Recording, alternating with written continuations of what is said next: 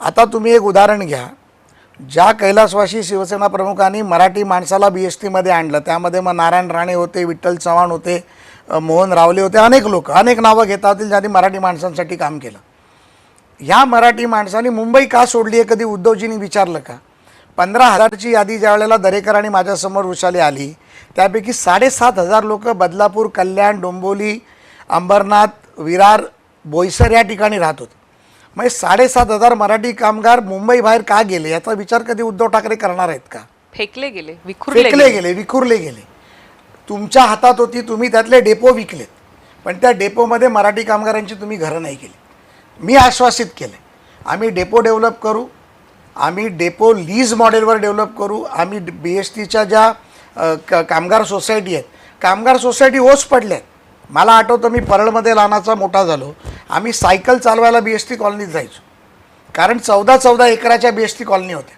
आमच्या शाळेतले शिरोडकरमधले विद्यार्थी त्या BST कॉलनीत राहायचे.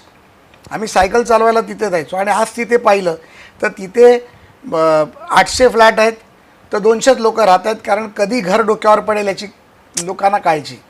मग या कामगारासाठी तुम्ही करणार नाही आणि तुम्ही मराठी माणसांचे देवता स्वतःला समजता. म्हणून आज मराठी माणसांनी तुम्हाला तुमची जागा दाखवली. मी तुम्हाला शब्द देतो, मी माननीय मुख्यमंत्र्यांना सांगितलं की यामध्ये एक समिती गठीत करा, त्या समितीच्या माध्यमातून एक मॉडेल तयार करा, ज्या मॉडेलच्या माध्यमातून 1,000-1,200 कोटीचा लीज रेंट येईल. सर्वसामान्य 24-25 हजार कामगारांना त्यांचं 15 लाखात जसं तुम्ही BTT कामगारांना घरं दिली, BTT चाळीतल्या लोकांना घरं दिली, पोलिसांना घरं दिली, तशी घरं द्या. मराठी माणूस मुंबईत राहील, मराठी माणसाला त्याचा हक्क मिळेल आणि BST जी आज अडचणीत आहे ती बाहेर काढली जाईल. आपण नेते म्हणून कधीतरी सामाजिक भावनेतून विचार करणार आहोत का? कधीतरी व्यावसायिक दृष्टिकोनातून स्वतःचा स्वाहा न करता दुसऱ्यासाठी तुम्ही प्रयत्न करणार आहात का? तर तुम्ही एखादी संस्था मोठी करू शकता. जगामध्ये कुठलीच ट्रान्सपोर्ट कंपनी प्रॉफिटमध्ये नाही, कुठलीच नाही, परंतु त्यांचं सरकार, त्यांची राज्य सरकार किंवा सोकॉल त्यांची जी मॉनिटरिंग एजन्सी असते ती त्याला फंडिंग करत असते.